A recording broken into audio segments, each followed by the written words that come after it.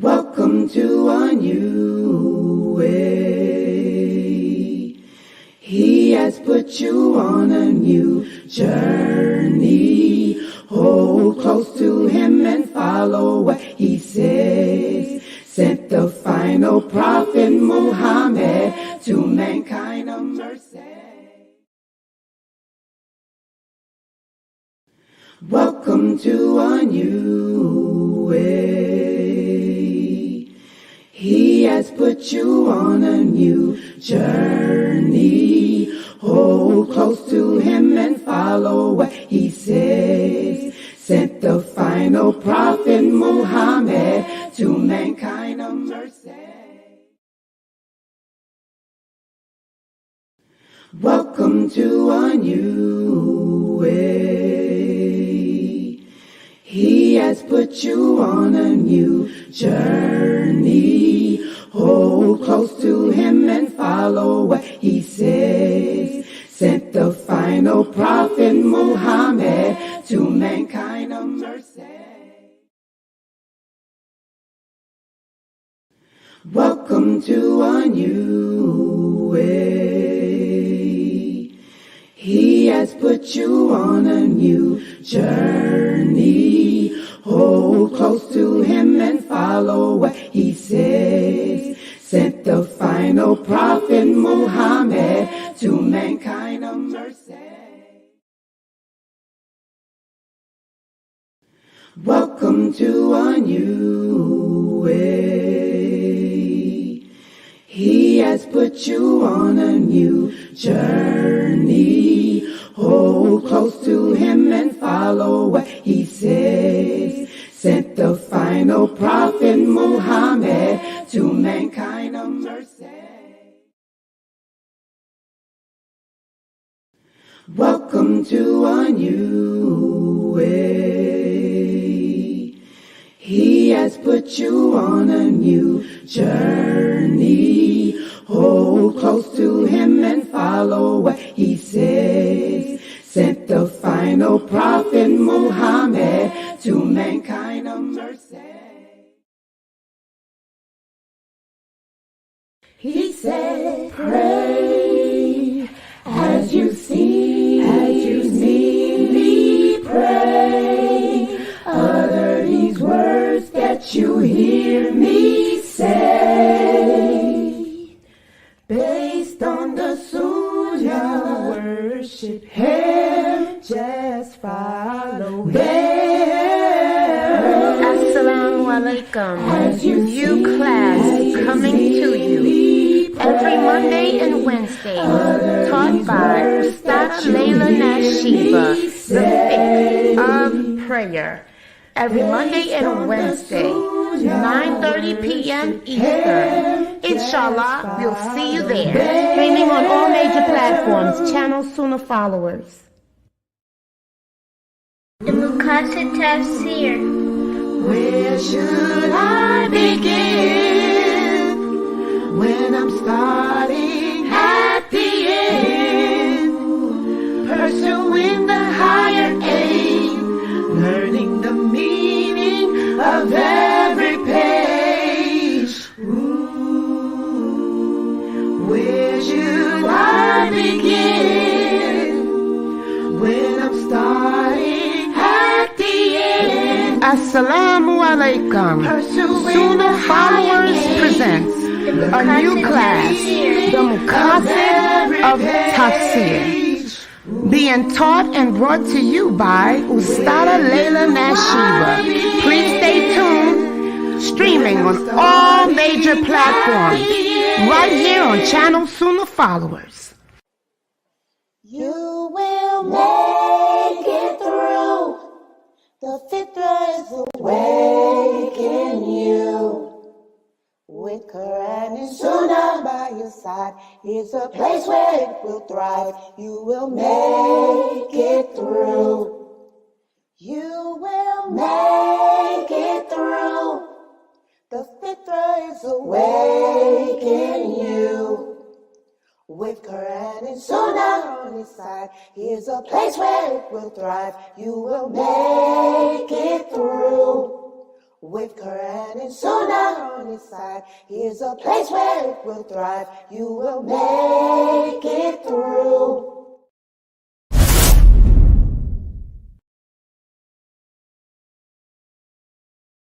Assalamu alaikum wa rahmatullahi wa barakatuh, my dear brother and sister.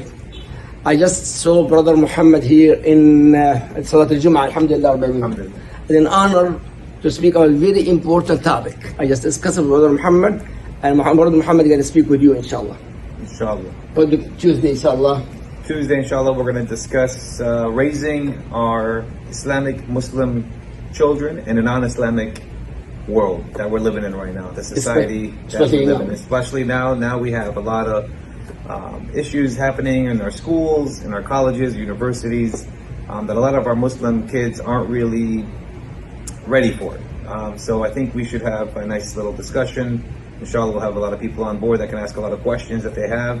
And we can kind of talk about how to kind of keep our deen and our religion inside of our children while they're going through out there in the world with the non-Muslims that are around there, inshallah, that have a lot of pressure that they're put on them, peer pressure and all that kind of stuff, inshallah. So Sunnahfollowers, prepare yourself and even your kids and share this very, very important topic. Very important. Alhamdulillah, Brother Muhammad accept to join us every Tuesday, inshallah. Sure. 9 o'clock p.m. So for the time, inshallah. Assalamu alaikum wa rahmatullahi wa barakatuh. Jazakallah khair, Brother Muhammad, inshallah. Oh yeah, and don't forget to join us in the 24-hour Zoom room for behind-the-scenes access.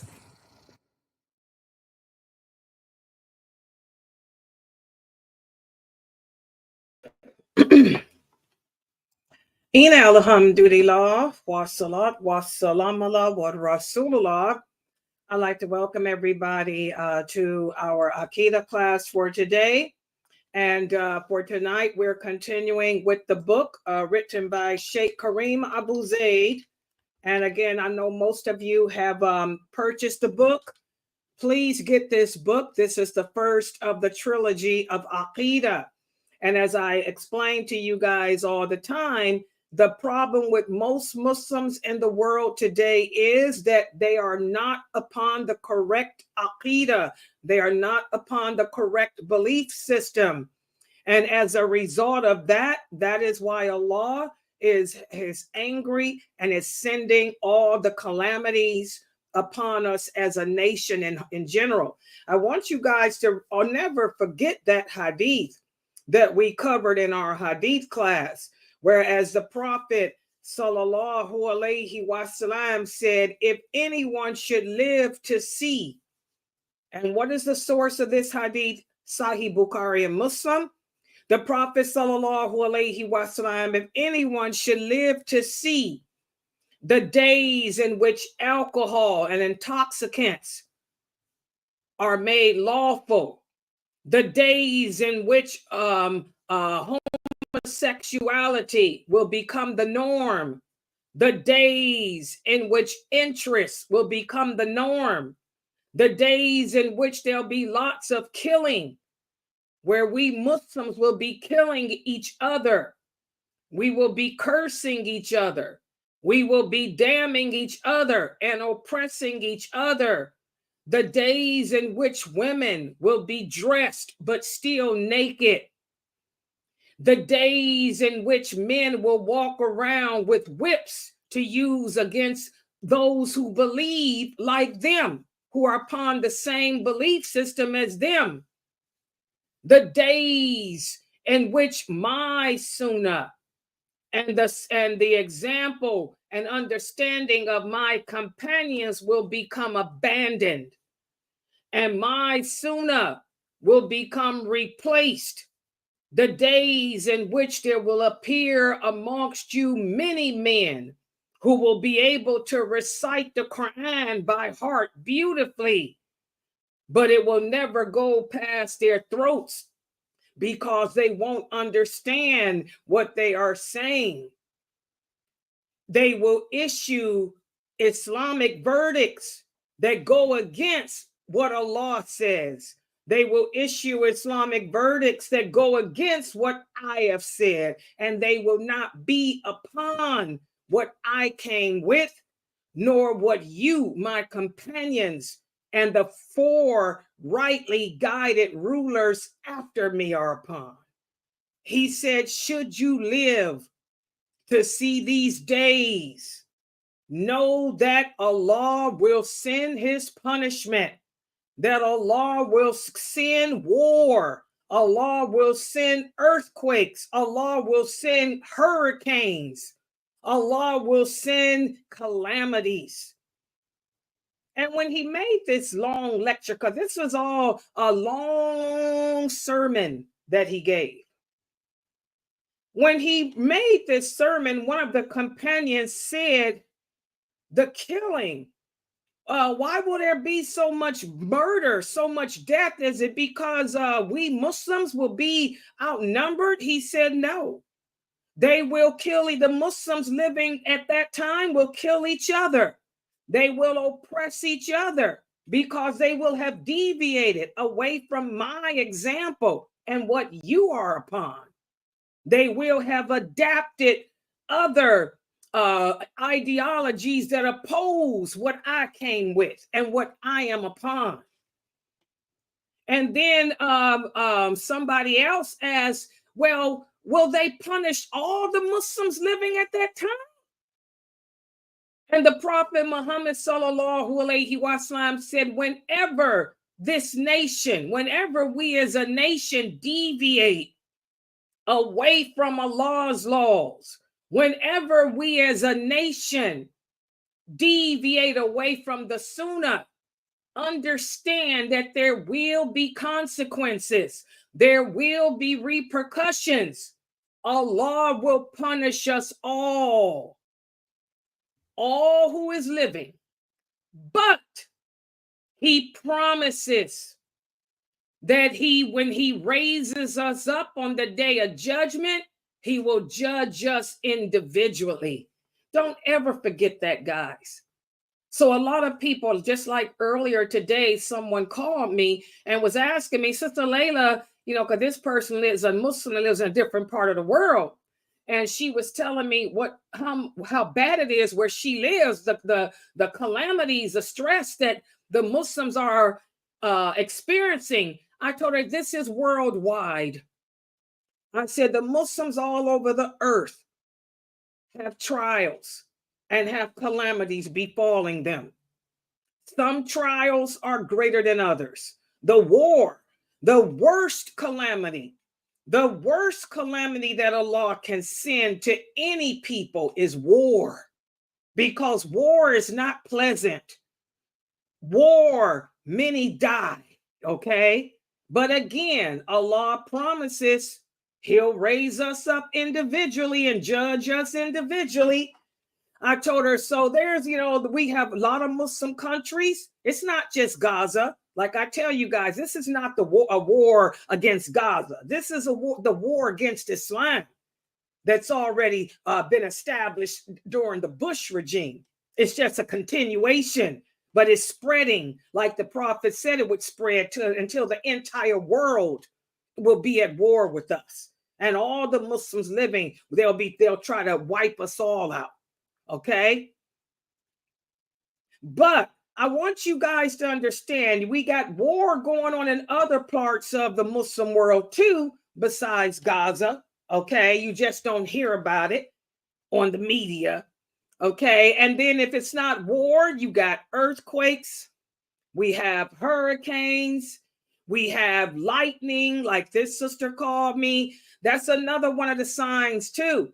The Prophet Muhammad said lightning will occur so frequently and people will be hit by lightning. It'll be to the point, and what's the source of this hadith, Sahih Muslim? To the point where you will wake up and say, who got struck today? Well, when this sister called me, she's in a different part of the world, and she's talking about the lightning and how different people have been struck by lightning. I reminded her, I said, well, this is part of the calamities that will befall us. And remember, out of Allah's mercy, Because that shows he's more merciful than anything. He shows his mercy by telling us when he does send his wrath, we'll all be punished. But the mercy is he promises that if when we die, when he raises us up, he'll judge us individually. That's mercy. Okay? We're not going to bear the sin of someone else. Okay?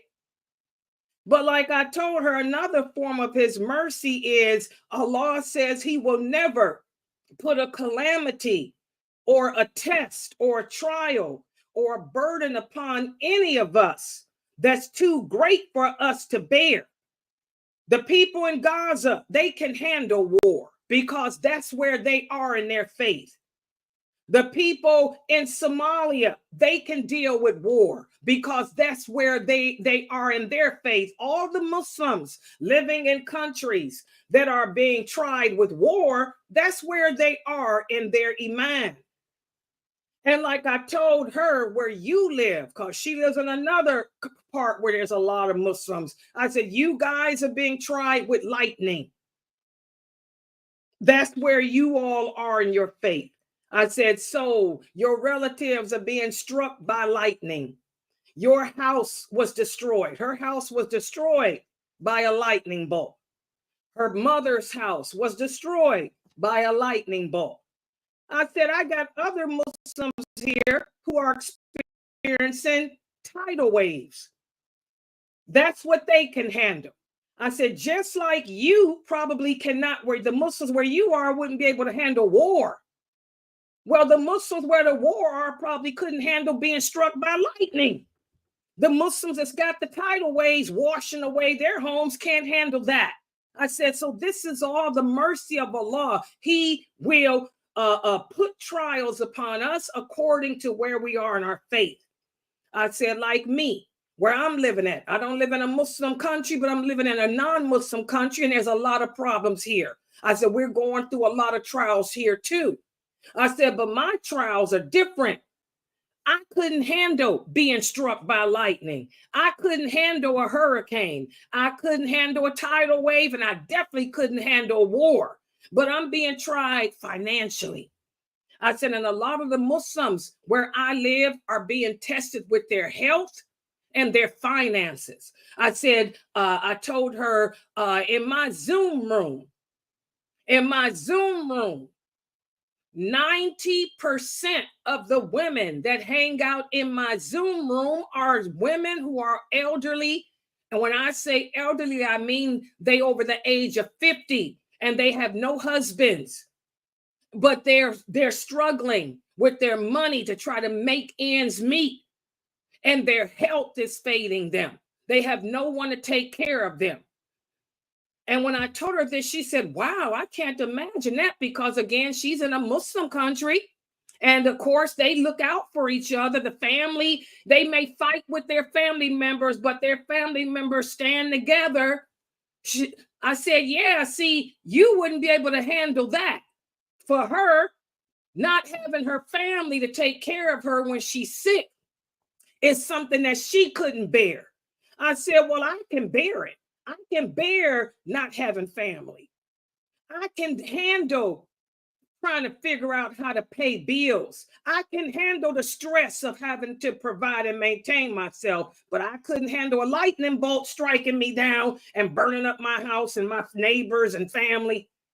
I told her, so my point is, do you see the hikmah of Allah? Do you see how Allah speaks the truth? He will never test us with something that we can't handle. None of us got the war. Even where she at, it's not the war yet. It'll be there eventually, like it's going to be here eventually, but it's not there yet. I said, your people are being tested with lightning bolts. I said, here where I live, we got hurricanes, we got earthquakes, we got tornadoes. We just had a big tornado, not where I am, but where other Muslims live.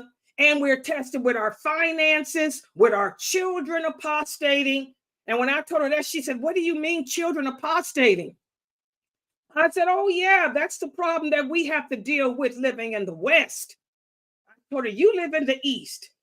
We're living in the West, We raise our children in non-Muslim countries. But when our children reach the age of 18, they have the right to decide what they want to do, and there's nothing we can do to stop them. She said, oh my God, that's astonishing. I said, yeah, see you. And she said, I couldn't handle that. If my children grew up and came to me and told me they were going to move out and do their own thing, she said, I wouldn't be able to handle it. I said, now do you see? But you can handle lightning. I told her, you can handle being hit by a lightning bolt, but you couldn't handle your children disappointing you. I said, I can't handle a lightning bolt, but I can handle a child telling me that they ain't going to live the way I raised them to and move out. I said, do you see? We're all different. We all have different trials that we have to bear. We have different circumstances that we have to deal with. This shows the hikmah of Allah, and that's why we never blame Allah. We never allow the trials of life to make us think that Allah is not fair, that Allah is not just. I told her, because if he wasn't fair, if he wasn't just, he'd have war on you, or he'd have you having to deal with, how are you going to provide for yourself because you're single and you have no family members to help you? Or how are you going to handle the fact that you raised a child and now that they 18, they telling you they moving out doing their own thing? See that, guys? So this is something. And then when I broke that down to her, she said, oh, okay, you're right. I need to start thinking differently. And then she said, well, what is it? Is it just, how is it that Shaitan succeeds? She said, in pushing us to this point where we end up questioning what Allah is doing. I told her it's because even though you come from a Muslim country, even though you were raised Muslim, even though you grew up where Islam is the majority and not the minority. I said a lot of Muslims take Islam for granted. And evidently, when you were growing up, Allah's lordship, belief in the lordship of Allah was not imposed into you. She said, what do you mean? I told her, I grew up, I'm born and raised Muslim, but I grew up in a non-Islamic secular country. And I grew up in a good era. I grew up in the civil rights era of America. And one thing that my family, my parents, my mother and my stepfather pushed upon me was belief in the lordship of Allah. I never denied the divinity of Allah nor his actions of lordship. So that if you give your children that foundation, that makes them strong, where they can handle the trials of life because they know that it comes from Allah and that Allah ain't gonna put nothing on them greater than what they can bear. And they know when they're first faced with the trial to ask themselves, is this a test or is it a punishment? And they know how to determine it because they know what they're doing that they shouldn't be doing and what they're not doing that they should be. I said, that's the power of belief in Allah's divinity and his actions of lordship. You'll be able to handle whatever qadr or whatever decree he puts on you. You won't be like the Mu'tazila, like the Ashuris, like the Murji'a, like the Jamia, who when something happens, they say, oh, that's the qadr of Allah. No. You'll be able to fight because the Muslim, we fight. We never say, oh, well, since this is this bad thing that's happening, it's the qadr of Allah, so I'm just going to let the qadr war. No, we fight. It's only when we can't fight no more and we can't change our condition no more, only then do we submit and say, now that I've done all that I can do, I've made the changes within myself.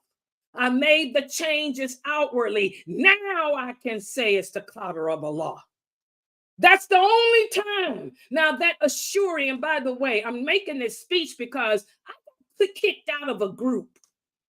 One of the groups that I've been a part of for years on Facebook, sharing my videos, I know who banned me. The same brother that came in here and got crump. They banned me from their group. Well, he's an Ashuri anyway. Those Ashuri Muslims, you got to be careful. They got a problem with the qadr of Allah. Anytime something bad happens, instead of them changing, reflecting upon themselves to see what they did, if this is a punishment or if this is a test, and changing the condition of themselves to that which is pleasing, they say, oh, it's the qadr of Allah, so nothing we can do, keep it moving. Hey, let's carry on with my smoking my weed. Let's carry on fornicating. Let's carry on doing whatever sinful actions we're doing because Allah decreed for me to do it. That's the Ash'ari way of thinking. We don't belong to those deviant groups here, okay? Because you're supposed to change, make that change. We never blame what happens to us on the qadr of Allah unless we have no choice because we've done everything to change our condition. Only then can we say it's the qadr, because I have nothing else left to do. Does everybody understand that? Yeah, there's so many sets and groups today.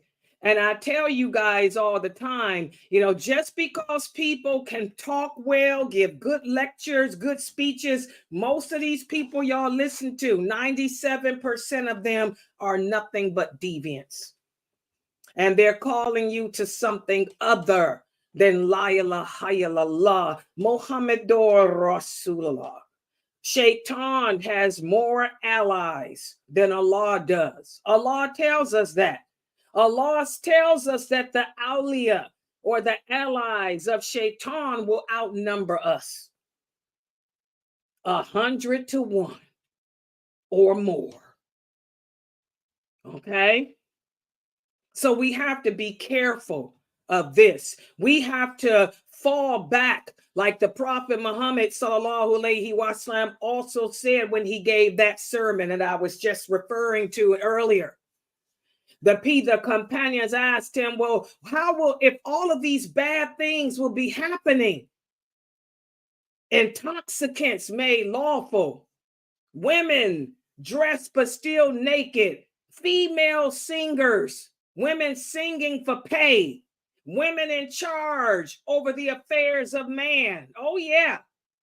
How many of your masajids, you masjids, got women on your executive boards and stuff? That's another thing. Women will be over the affairs of men.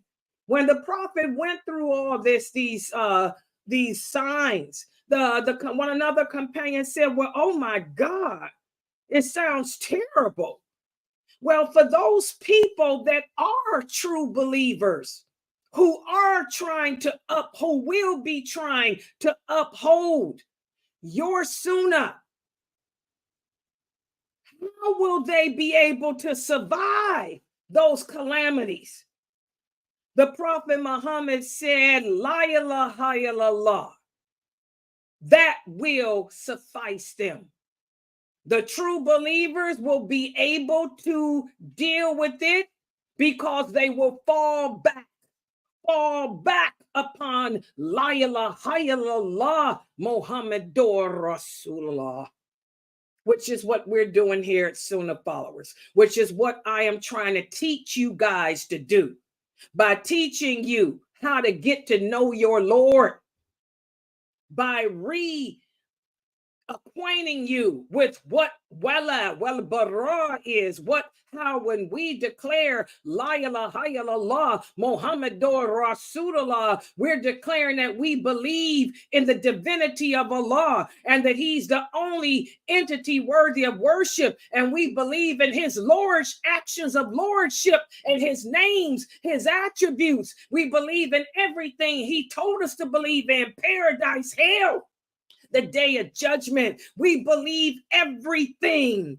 that he told us to believe.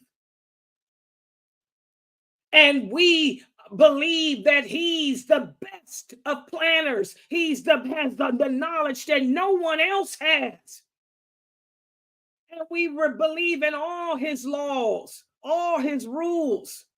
We know that his obligations that he imposed upon us are for our betterment.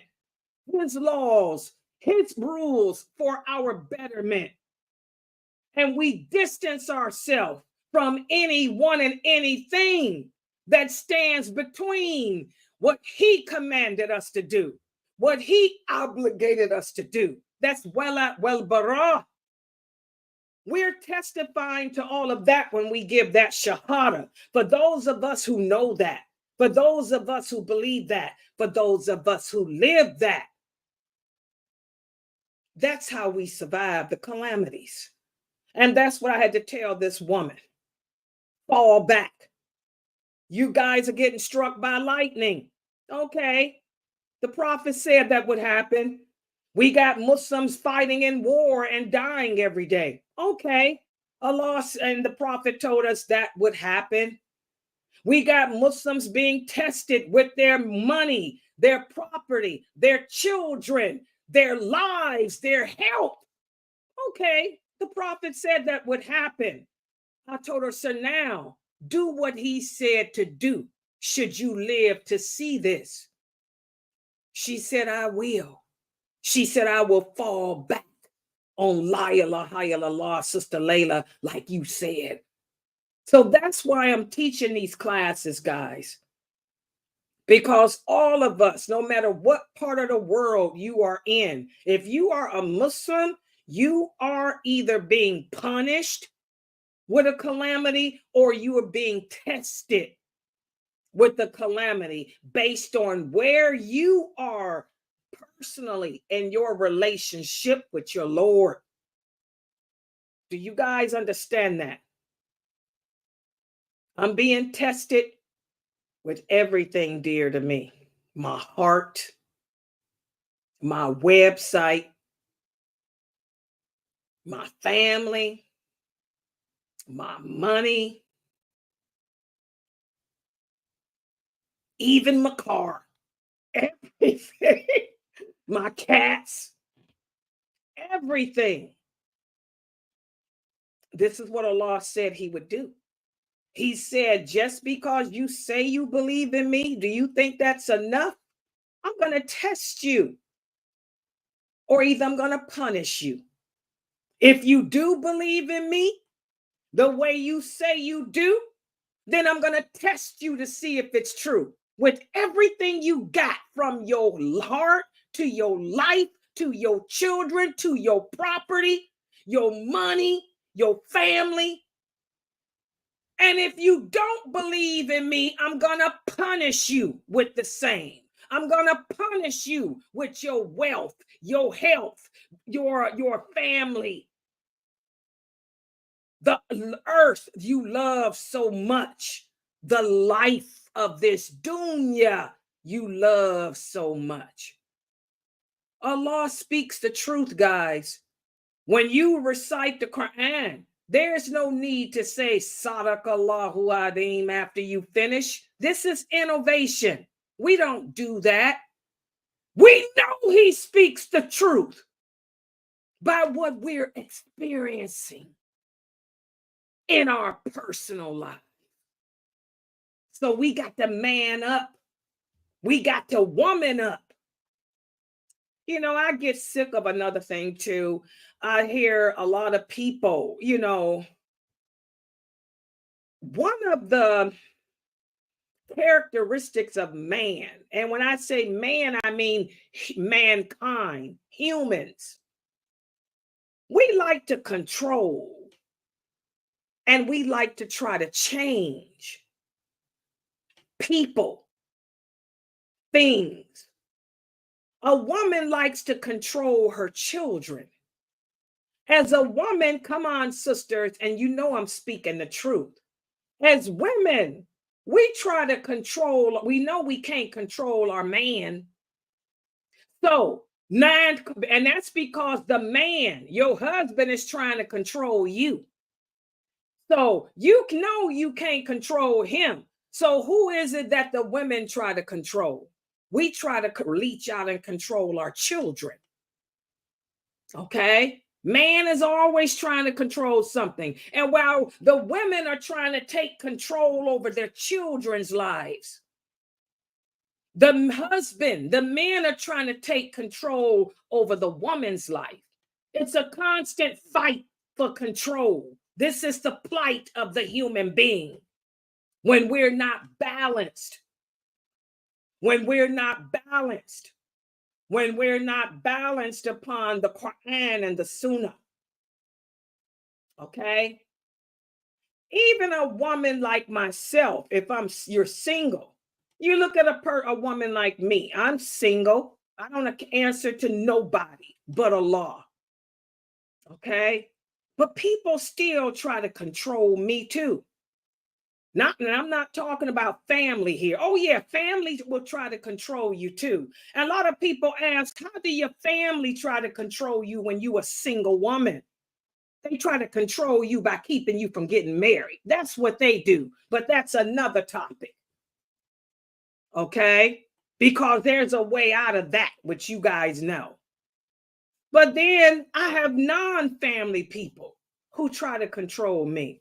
Oh, she's too loud. When I know Allah told me I'm supposed to be loud publicly.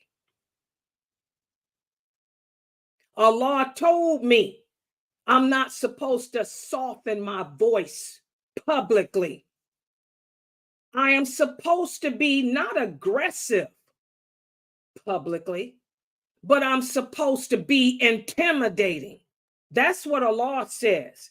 The Muslim woman should carry herself publicly in a position of honor and also a position of intimidation for my own protection because I am alone.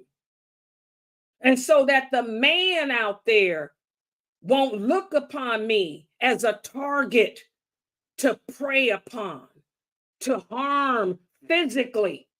That's what Allah says, okay? But even though Allah says that, guys, I got people out there, all I ever hear, oh, she's loud. Yes, I'm supposed to be. Alhamdulillah, thank you. Oh, she's intimidating. I'm not aggressive. Anybody that knows me will tell you, Layla, even in my Zoom room, they'll tell you Layla is not aggressive, but I am intimidating. But my Lord commands me to be that way. So I got people that wish they could control me too. You wish that you could change me. The day anybody listening to me, the day that you think you will turn on your YouTube channel or you will turn on your internet and you will see a soft-spoken, flirtatious, soft, weak, meek woman sitting here speaking with a beautiful accent that I pretend to have to try to appease you. That ain't happening. The day that that happens, may Allah take my soul. Do y'all understand that? The day that happens, I hope will be the day that Allah takes my soul. Because I'm going to always, when I log on to this internet, you will see me as you see me now. Strong and intimidating as Allah commands me to be. not to see me broken, not to see me weak, not to see me broke down. And oh, help me, helpless, to attract the attention of men so they could come to my aid. No, that ain't gonna happen. The day it happens, I hope it's the day Allah takes my soul and takes my website too. Because that ain't what Allah commands the believing woman to be publicly. Allah commands the believing woman to be just as I am. And if anybody don't like it, you can bounce. You can take me out of your Facebook channels. I don't care. There's a lot of soft women out there who give lectures with the sweet voices you men like, who flirt with you and soften their voices and make themselves so helpless that you fall for them and desire them. There's a lot of women out there like that, but Layla Nashiba will not be controlled, nor will she be broken by any man or woman or jinn or animal. Y'all understand that? This is me. I am unique and I am a dying breed. One thing about me, I got good blood and bad blood too, but I got a lot of good blood that runs through these veins. My bloodlines are warriors. My bloodline traces back to kings and queens, Arabic kings, Arabic queens, and Viking kings and Viking queens who you read about in history books today. So I shall not be broken. I shall not be changed by any man, nor will Layla Nashiba be tamed by any man. Y'all understand that? So I don't care about you putting me out of your Facebook group because I don't conform to your standards of how you think a female is supposed to be. Neither did the women before me conform. Neither did the men from my bloodline conform. We set the pace.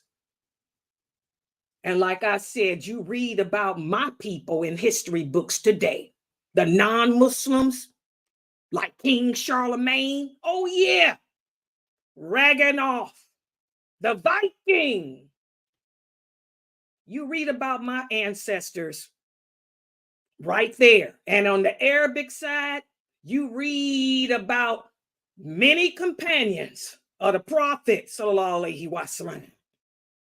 And my blood roots go all the way back to that. Okay? So I come from a stock of men and women that cannot be broken, cannot be changed because of society's norms or because of man or woman's likes, dislikes, or jealousies. And I can't be bought. And I refuse to be sold. I die with my sword and Quran in hand before I be sold.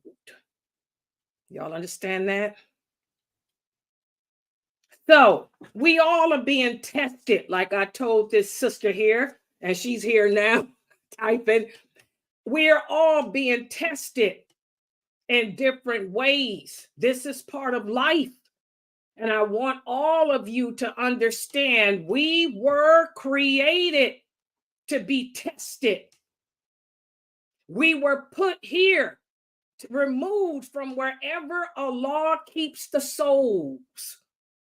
And we were put here on this earth to be tested with everything that's dear to us, that's important to us, to see if we're going to choose Allah over these monetary and things of this dunya. So we got to man up and we got to woman up. We got to fall back on La ilaha illallah, Muhammadur Rasulullah. Fall back on what it means to believe in Allah, what it means to believe in his divinity, what it means to believe in his actions of lordship. Who's your Lord, Layla? It ain't no man. It ain't no country. It ain't no website. It ain't no mother. It ain't no father. It ain't no brother, no sister, no child. My Lord is Allah. And I don't submit to any entity other than him. And that's the attitude all of us have to take when we're being tried in life. Who's your Lord, Amatullah? Is it your money, d'argent? Is it d'argent? Or is it Allah? That's what I do. Because I've been melancholy for the past couple of months, and I'm going to stay on this melancholy ride probably till after New Year's, because this is what I've been experiencing since I was a child, being Muslim, coming from good stock, but having to live in one of the most foulest countries on earth, which is known as aux États-Unis, which is the United States of America, which is a Zionist country founded on masonry, a country whose constitution requires a separation between religion and government. Okay, so I go through this melancholy mood, but when I find myself going through it, Amatullah, I fall back and I ask myself, who's my Lord? This trial, or is my Lord Allah, like I say it is? Do you sisters and brothers understand what I'm saying? Okay, who's your Lord? Is it diabetes? Is it autism? Or is it Allah? Because as your Lord, Allah, he can treat diabetes. As your Lord, Allah, he can treat autism. Because your Lord, Allah, says, Sister Amatullah, one of his actions of lordship is this: he sends autism, he sends diabetes, he created autism, he created diabetes, but he says, not only did I create them things, but I never create a sickness without sending a treatment, because again, his mercy supersedes his anger, his punishment, and everything else. This is his actions of lordship that we need to fall back on in times of trial. So what do? You seek the treatment for diabetes. There's a lot of treatment for diabetes. Allah says, go seek the treatment. The Prophet Muhammad said, whenever you are sick physically, seek a doctor. Doctors treat type 1 diabetes all the time. They treat type 2 too. I got women in my website who are in their 80s.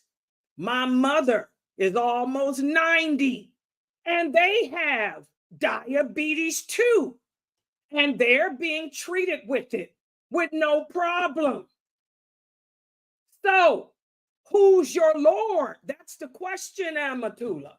Who's your Lord? Is it your health, or is it a law? Autism. I am autistic. Did you know that? I have a form of autism. I was diagnosed as a genius at the age of 8.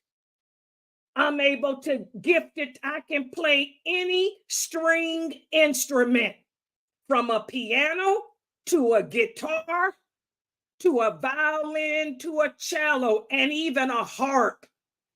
And I've never taken music classes. Put that string instrument in my hand and I can go to town. I can play the Beethoven's symphony, anything I hear. I have a form of autism too.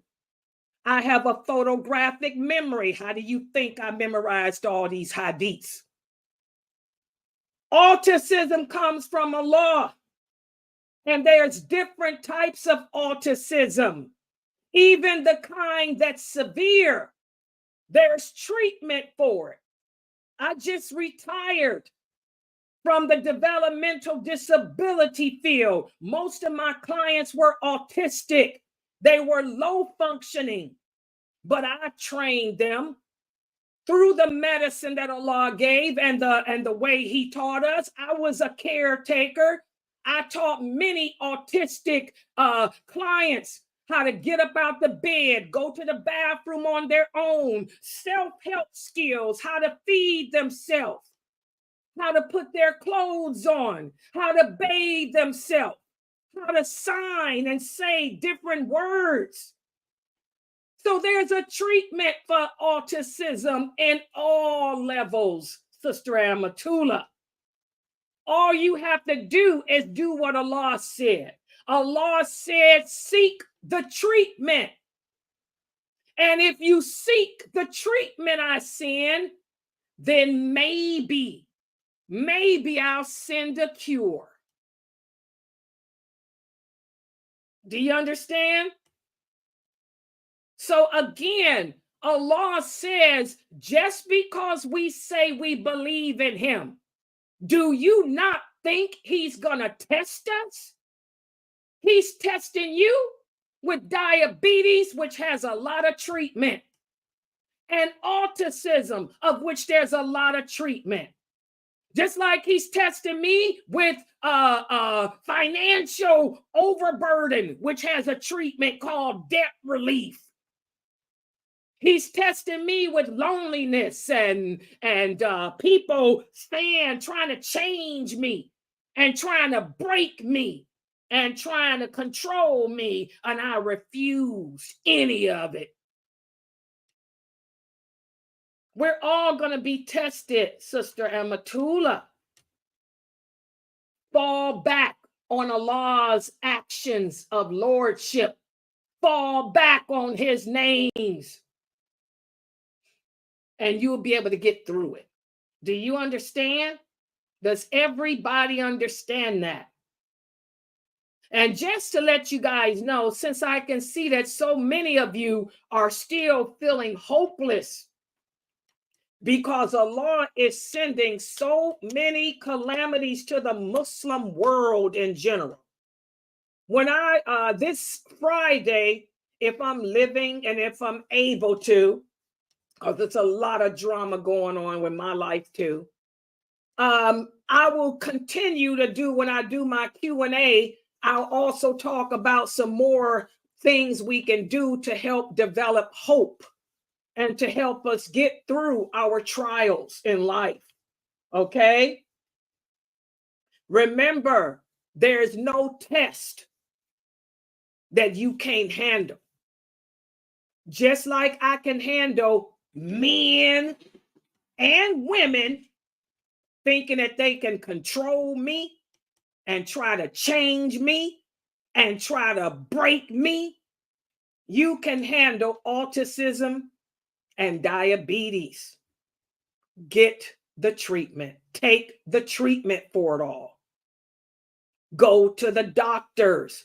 Your solution is simple. Get the help from the doctors. In regards to your daughter who's autistic, I want you to remember, Sister Akiz, If your daughter, Allah gave her to you for a reason, she could possibly be your ticket to paradise, because it takes a lot of patience and compassion and faith to deal with an autistic child.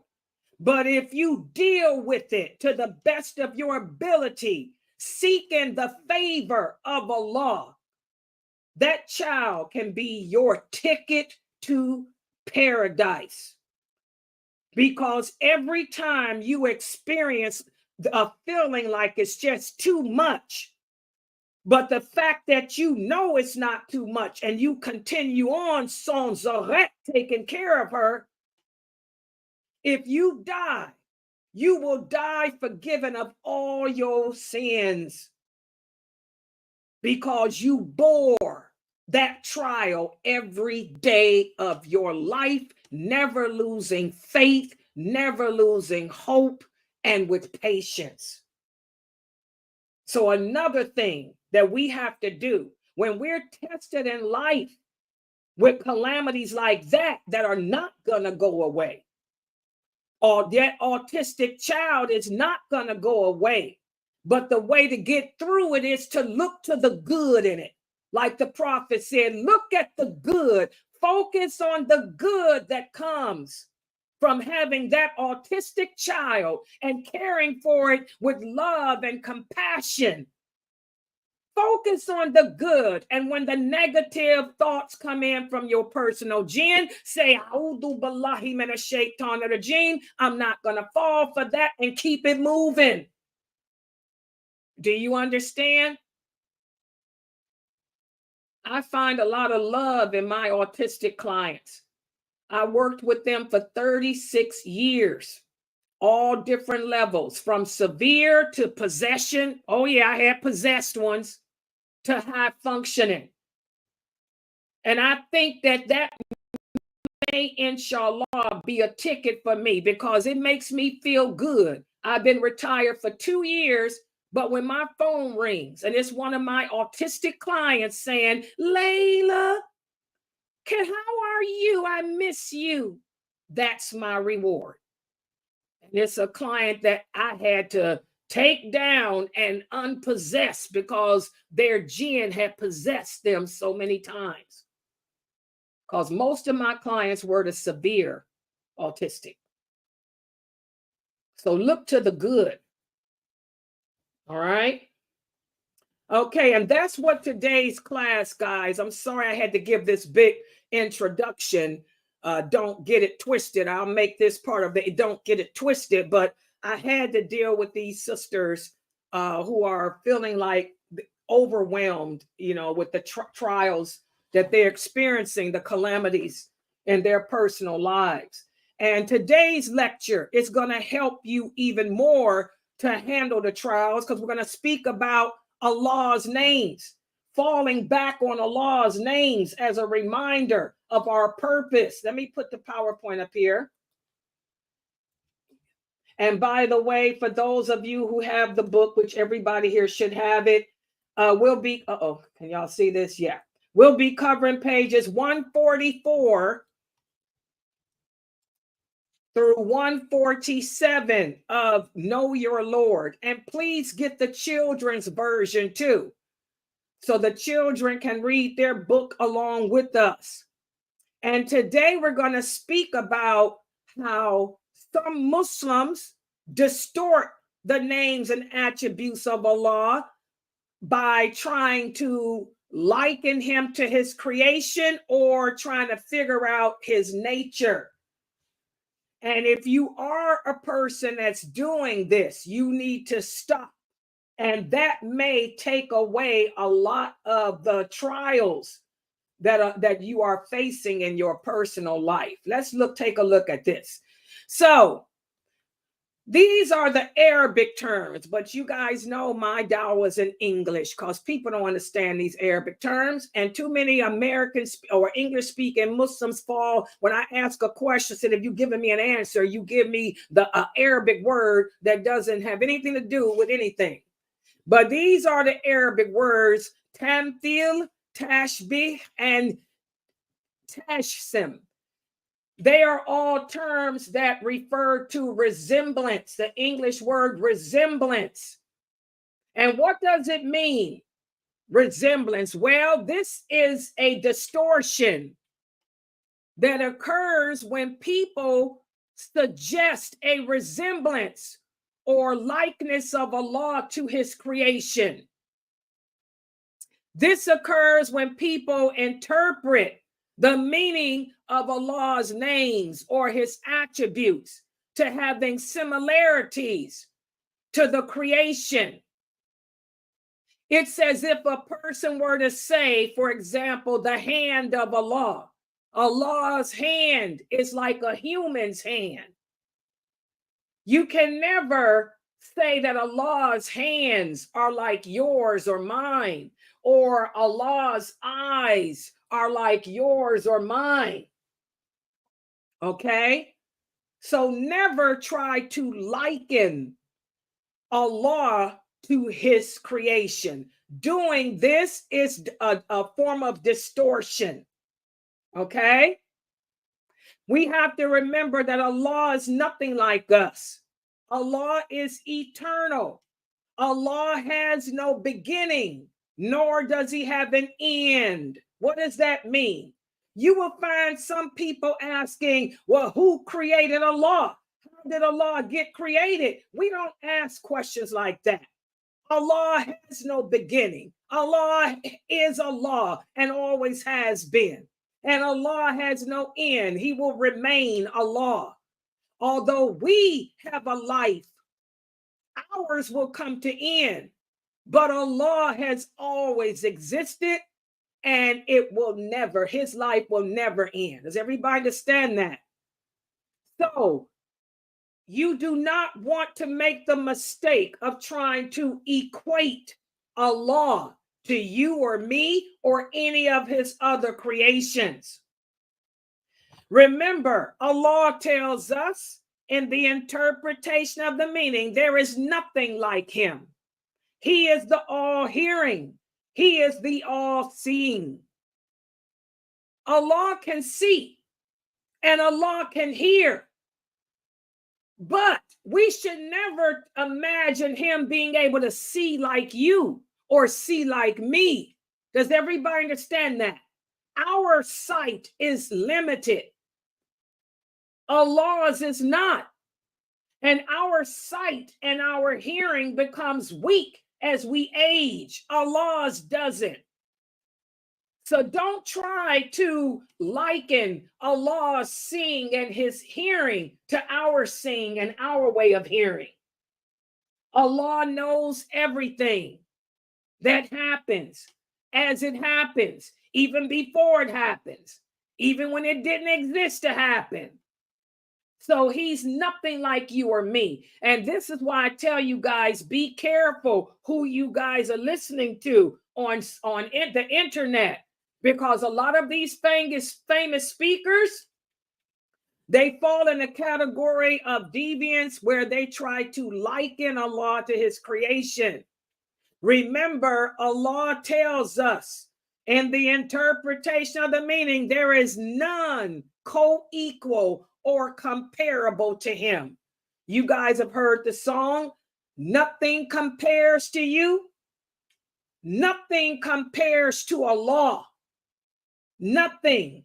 Even if something may have the same name as something that you think he may have, nothing compares to him. Everybody understand that? And so we shouldn't try it. So that's one of the ways in which people distort Allah's names and attributes.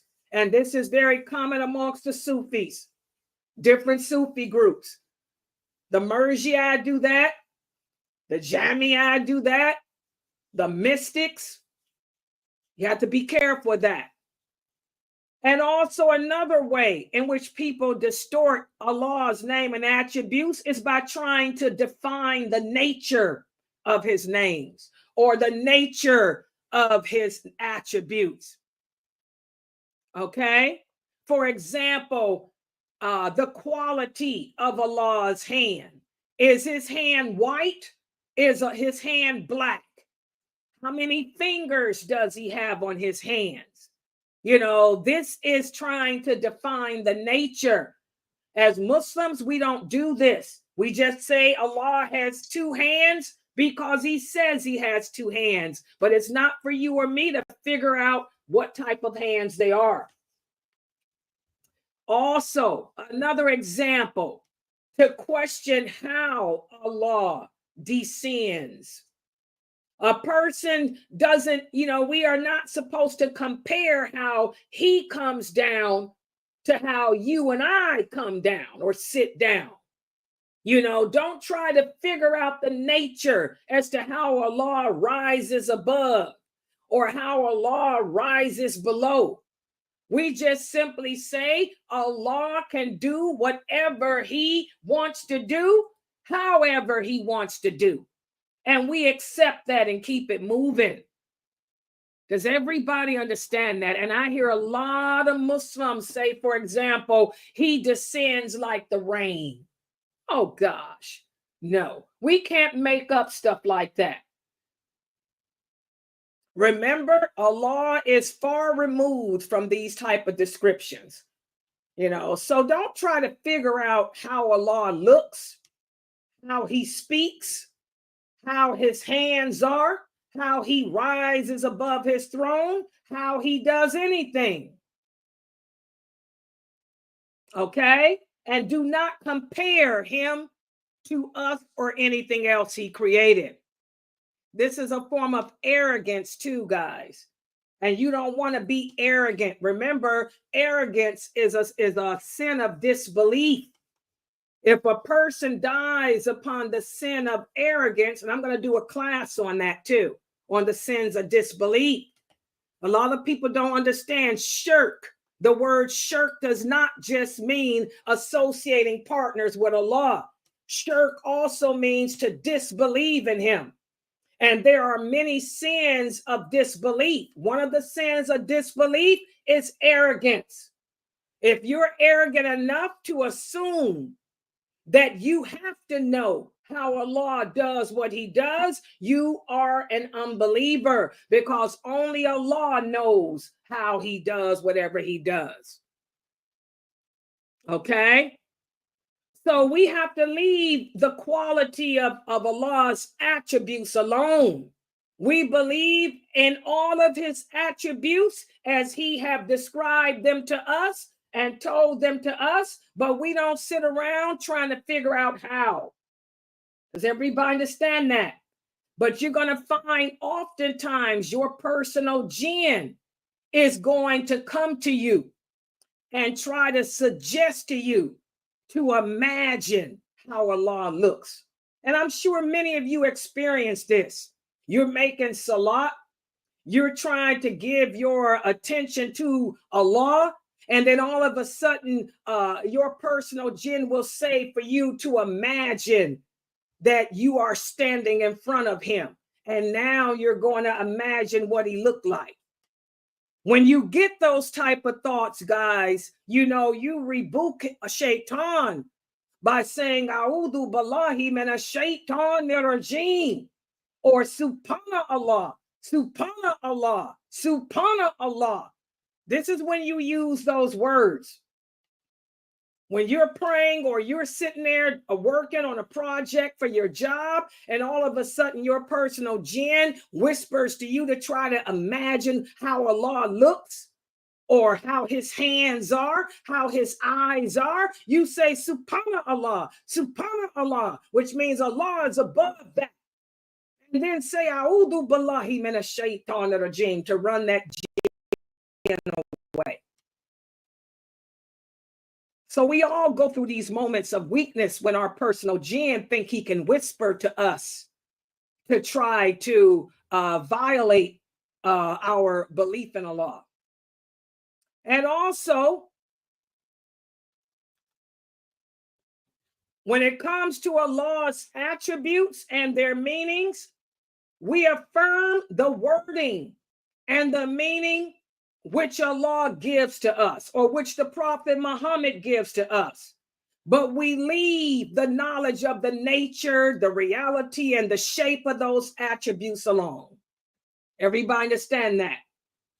For example, the Prophet sallallahu alaihi wasallam told us that hell will not become full until Allah puts his foot on it and says enough. You don't sit there and try to figure out how big his feet is, how long they are, or any of that. Just know that hell will keep on taking people until Allah puts his foot on it. Okay, so we acknowledge and affirm only what Allah and the Prophet have told us about Allah's attributes. His hands are not like ours. His fingers are not like ours. His eyes, don't try to figure out what color they are, how big they are, how they look, or any of that. Okay? So we affirm the wording and say what we do not know of their meanings other than what is apparent from the Arabic language or what the Prophet sallallahu alaihi wasallam has told us, and Allah has told us himself. That's it. But again, it sounds easy and simple, but you'd be surprised how many Muslims fall into this. Let me give another example. Allah tells us that he is the most merciful who is above the throne.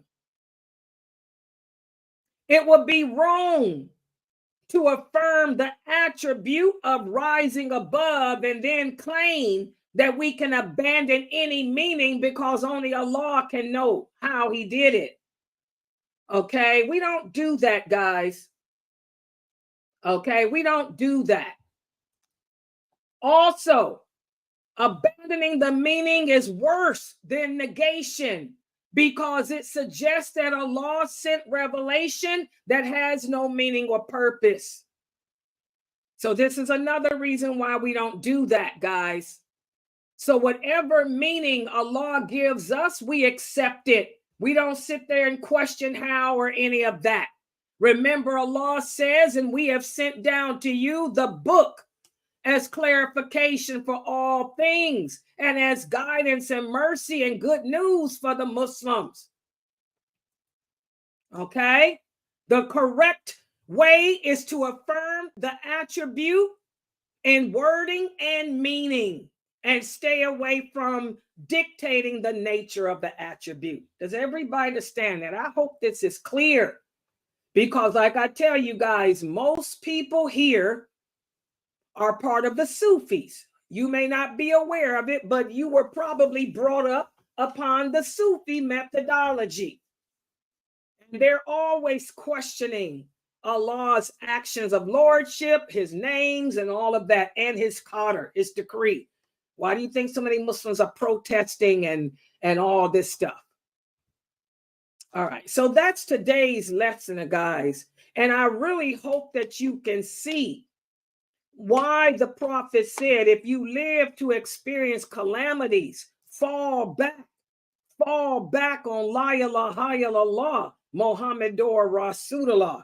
Because if we fall back on that, we'll be able to handle whatever trials that we're faced with. All right. Okay, I'm going to stop right here. Subhanakallahumma wa bihamdika ashhadu an la ilaha illa anta astaghfiruka wa atubu ilayk. And by the way, guys, we do have my class on how to pray. In fact, I'm checking it now, brother. The brother told me to check what is it? Rumble. Oh gosh. What's going on Rumble? Okay, hold on. Let me see. Oh my God, me. Okay, let me log in there. Give me a second.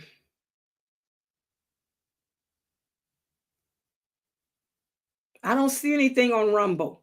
What's going on, brother? What's happening on Rumble? I don't see anything.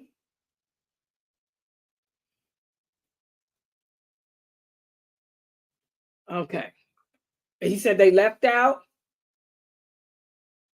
Okay, I'll keep my eye on Rumble. Okay, I'm sorry. They left out. Okay, because I didn't see anything. I just logged on. I don't know how to work Rumble well. It looks just like YouTube, but I have a problem. I need to set some moderators. Yeah, brother, I'll probably make you a moderator there on Rumble. Okay, then that'll help me to be you. You can control what's going on in there. All right. Okay. Any questions or comments, guys? And I know I was lengthy today. Yes, I'm going to do the how to pray class. We're going to be continuing with purification at 9:30. Yes, sister. By the way, guys, for the Sunnahfollowers kids program, well, I'll wait because I got to get a hold of that Kendall first. I'll wait before I announce that. Yeah. But I got the book. I already know what I'm going to replace the kids. Since the kids are at the end of the Hadith book, I'm going to teach the kids how to pray. I want to go over some prayer book with them. But I have to wait. I have to get some stuff to make my PowerPoint with. Yeah. Yeah, I'll put a poster out. Don't worry about it. Yeah, Sister Mina brought it up to me yesterday. I'll put a poster out when I get it together. Yes. Okay, any other questions? Zoom people, y'all got questions? Did it help, Sister Jamila? MashaAllah. I mean, it helped me too. You guys don't understand. All of us, all the Muslims around the world are being tried right about now. If you know somebody that's living their life hunky-dory, everything's just going dandy, that's a sign that they're doing something wrong. Because Allah is testing everybody I know. I mean, I'm getting tried. I've never. And each time you're tested, each trial gets harder than the previous one. This is the worst time of my life. And I feel so hopeless. I mean, I know. So I can understand how you all feel. That's why. So when I'm giving you guys these lectures, I'm also reinforcing it to myself. Because I'm being tried just like you guys, and I am so down. I am so melancholy. I never felt this bad in my life. Seriously, this is the lowest I've ever felt in my life. So I know how you guys feel. So don't feel bad because you're going through some feelings. I mean, this is part of life. Even the Prophet Muhammad sallallahu alaihi wasallam had his low points. The lowest point in his life, he said, was when Khadijah died. When he lost Khadijah, and when he radiallahu anha, and when he lost his uncle's protection, and when those people of Taif ran him out, those were the lowest points of his life. So it's normal. We're human. But we just don't let it take control over us. We got to bounce back. The way I'm bouncing back is by teaching this stuff to you guys. I'm reaffirming it with myself. But I feel the same way many of you do. You should be able to see it on my face. Okay, any other questions in here? I am a visual, what is this?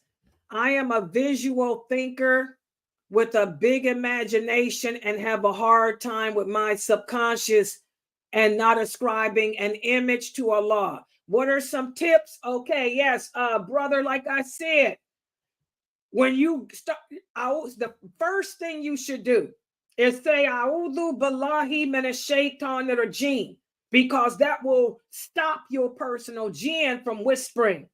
And then say, Subhanallah, Subhanallah, Subhanallah, which means Allah is above that. Okay, and that'll run those thoughts away. Okay, that'll run those thoughts away. Inshallah. Just say, A'udhu billahi minash shaitanir rajim, Subhanallah, Subhanallah, Subhanallah, La ilaha illallah, Muhammadur Rasulullah, Allahu Akbar. I go through the whole motion. I used to get those type of thoughts too when I was a kid. I don't get them anymore. When I was young, I did. But I would knock them out that way. Sister Layla, what is the Arabic word nifaq? It means a hypocrite. Who are you hanging around with now, Sister Fatima? Sister Fatima, what people are you hanging around with now? Who are you hanging around with that's calling Muslims kafir? Because a hypocrite is a kafir. Y'all know that. We don't go around referring to other Muslims as being hypocrites, because if you do, you just curse them. And if they're not worthy of that curse, the prophet said it's going to go up to the heavens. It'll go to the right, it'll go to the left, and it's going to come back down on you or one of your children or one of your grandkids. This is why we have a high apostasy rate, because we Muslims go around cursing each other, calling each other hypocrites, which is a kafir. So who you hanging around that's using that type of language? You need to find some better Muslims to hang around with. This is not the time, guys, to listen to and hang around with these arguing, bickering Muslims who killing each other. You know, this is not the time to be around. You need to find better people to surround yourself with. Yes, Brother Taji, good job. We talked about that. Mufti is not a name that you should be using. The Prophet Muhammad sallallahu alaihi wasallam said, do not name yourselves and your children names that are hard to live up to. That's a title of arrogance, if you ask me. Anyone that's going to call himself a mufti, I'm sorry, that's a title of arrogance. How dare you use that title?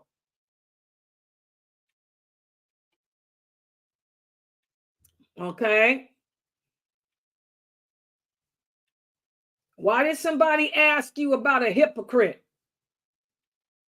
What kind of people are that? Why are they concerned with hypocrites? We need to be concerned with ourselves to make sure that we're not hypocrites. Yeah, that's the thing. Exactly, Sister Amy. If we don't fall back on belief in Allah's lordship, maybe we're the hypocrite. Exactly. You got it, Amy. Yeah. Allah's actions of lordship. That's going to get us every time.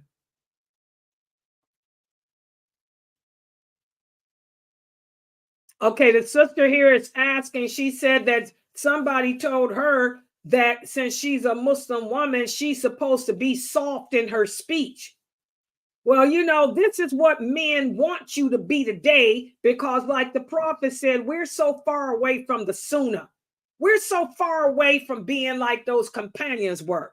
And these brothers don't know nothing about the wives of the prophet. I don't care what they say. They don't know nothing about Aisha radiallahu anha or any of those other women. Those women were not soft, meek, wissy up women. They were warriors, number one. They were warriors. Arab women are warriors. That was a warrior nation, like the Vikings. They were warriors. They were tribal people who did a lot of warfare. So they weren't weak people anyway. It wasn't even in their makeup to be that way. Okay, so no, Allah is clear in the Quran. You cannot soften your voice publicly. I don't care what these brothers tell you. They can't overrule what Allah says, and they need to look up the meaning of that Arabic word. That Arabic word means to be strong and intimidating. Strong and intimidating. But if you're intimidating, they call you aggressive. I'm not an aggressive person, never have been. But people say, oh, the Muslims call me aggressive. The non-Muslims call me for what I am. They say, oh, Layla Nashiba, sweet girl, but very intimidating. I've always been called aggressive by Muslims. But I'm not aggressive, I'm intimidating, the way Allah commands me to be. Publicly, not in the house, I'm not this way. Yeah. Right, you can't do that. No, you're not supposed to speak in a soft, meek voice. Allah is clear in the Quran on that. Yeah, sad. Yeah, it's another example how we're away from the Sunnah. The people of the Sunnah, we're looked at as being strange. We're the bad people. I'm the stranger. Ain't no other woman like me, so I'm the one that's crazy. Mm-hmm. That's that hadith about the strangers. Yeah. Yeah. Any other questions or comments? Okay, I'm going to log. Yes, I'll do that on Friday. This is asking me, am I going to do the? Yes, I'll give you guys some more tips on how to deal with that feeling of hopelessness on Friday when I do my Q&A. Yeah, because we're all going through it. Yeah. All right, I'm going to log out for now. I'll be back at 9:30 with the class on purification. Okay, and I'm going to give you guys a quiz, inshallah. All right. Okay, so subhanakallahumma wa bihamdika ashhadu an la ilaha illa anta astaghfiruka wa atubu ilayk.